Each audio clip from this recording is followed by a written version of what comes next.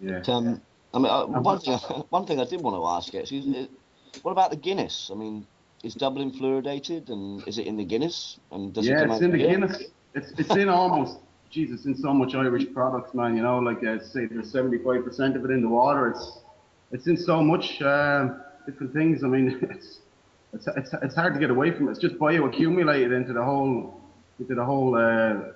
biosphere. It's everywhere. You know, it's seeped into the soil. It's in most of the water. 75% of it, you say. So it's going to be everywhere. Like, but you were saying, Patrick, about they were proposing to put lithium in the water a while ago, and they like they used the Gary Spate, this footballer that killed himself a few months ago. They used that as the cover story, as they do for all of their assaults on humanity. They always have to have a cover story to sell it to the public. So that their reason was, you know, so just we don't want any more we don't want any copycat suicides, you know.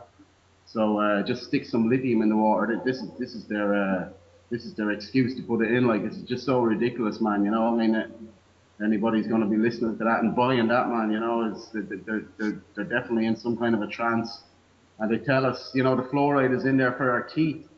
You know, I mean, that it just doesn't make sense, man. You know, because we're drinking the stuff. It only passes your teeth for a few seconds. You know. So I mean, you could say that to a 4 or 5 year old child, and it makes sense, you know. So why do we need to swallow it? We're saturating our bodies with it. Our bodies are 80% water, man. We're fluoridated creatures, man. You know. It's like, you know, if you wanna put on some suntan lotion, you put it on topically onto your skin, you know. So, you know, why would you want to drink fluoride to put on your teeth? You know. Well, I bring people on. Well, everything you said is absolutely correct. I bring people on that are just getting started. I mean, I've been doing it about 3 years. I don't reach a big audience, a listening audience, if you like, but a couple of thousand hits on each YouTube video, maybe if I'm lucky. But it's. I believe I'm being censored on YouTube. But when I see people just starting out and starting a new website, and it's inspiring, so I bring them on. And there was a girl you spoke to the other day, a lady from Germany. I forget her name now. Eva, yeah, Eva Ventura. yeah, Eva Ventura. She's great, yeah. Eva Aventura. She was in Augsburg, I think, in Germany, and she's out there posting leaflets just like yourselves, and it's all over the world. People are desperate to bypass the media and bypass the government and just directly speak to people. So it's great to.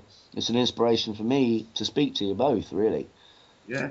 Cheers, Patrick. You know, when I seen Ava first, I only seen her a few weeks ago first, and I was just blown away by her passion. Like, it's just her on her own out in the streets, just giving it 100%, man. And I mean, it doesn't take a whole lot to do it. All you got to do is just get yourself kitted out with some good flyers. You know, it's just some straight to the point information without bamboozling people too much with too much knowledge. You know, just nice, concise information that affects people in their everyday lives. Get it out to them. Don't say too much to them. You know, well, if they want to hear more, you know, tell them more, but don't be too in their face or whatever. And just be visible. You know, I wear a kind of a chest banner on me as well, so that kind of saves you talking to people a lot of the time as well. I've got like resist EU tyranny on my chest, so people see that and they go, "Oh, what's that about?" You know.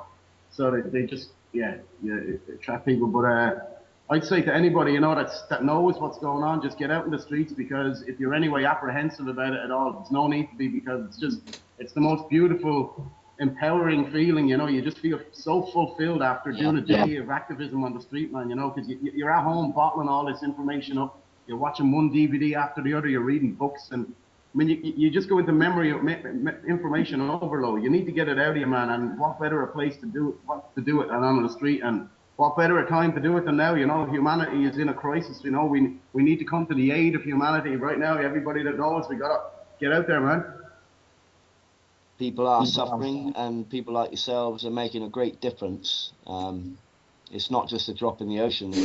All the ripples carry on a long way, and you plant seeds in someone's head. And even people who are negative, half the time I get the impression that, they're pretending to be all negative, and they laugh and snigger, but they stick the leaflet in their pocket, and I bet you they go home and have a look on the websites, etc.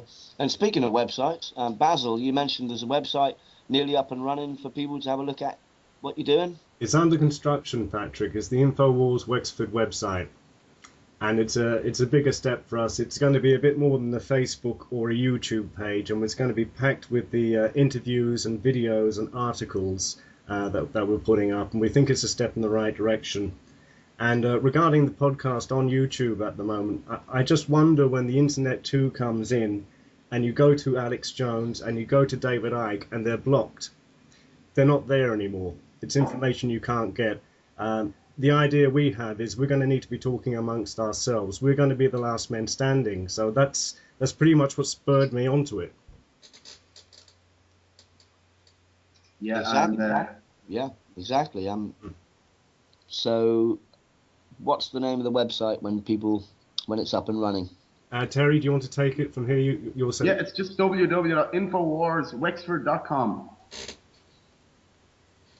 And it's going to be up and running from Wednesday onwards. And as Basil said, we're going to have daily news, podcasts. We'll have our street activism videos uploaded every weekend or every couple of weekends, whatever.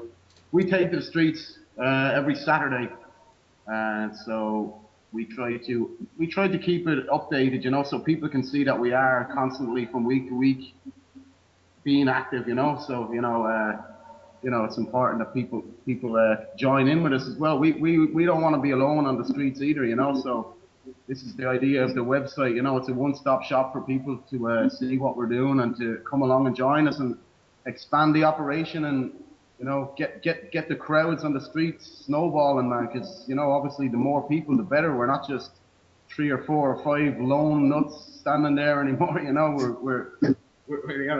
We want hundreds with us, man. Exactly. I was in Southampton recently. I hold little chemtrail info days where we go out and we just blitz the public with leaflets, hard-hitting leaflet campaign, and it's very effective. I'd say about 50% of the people are positive. They either take it, or they take the leaflet and want to talk, or more, or they've heard about it from rents.com or something like that. Mm-hmm. And it's really, really surprising and quite empowering, as you say. Humanity is under a terrible threat, the biggest threat it's ever faced in history. They've always depopulated. They've always had wars. They've always had disease that they've brought on and invented and funded. But this time, they're going all out for 90%. That's on record from the United Nations, 90% depopulation. So that leaves, 4.5 million people or something. Yeah, we've read it. No, 500 million, yeah.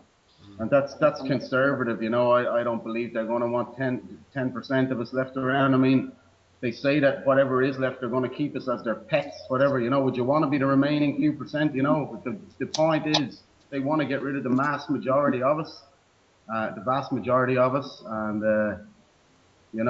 people just have to look into this, man, to find out, it's just, it's so easy to see. Like, all you got to do is look at history, and all that's happening now is history repeating itself.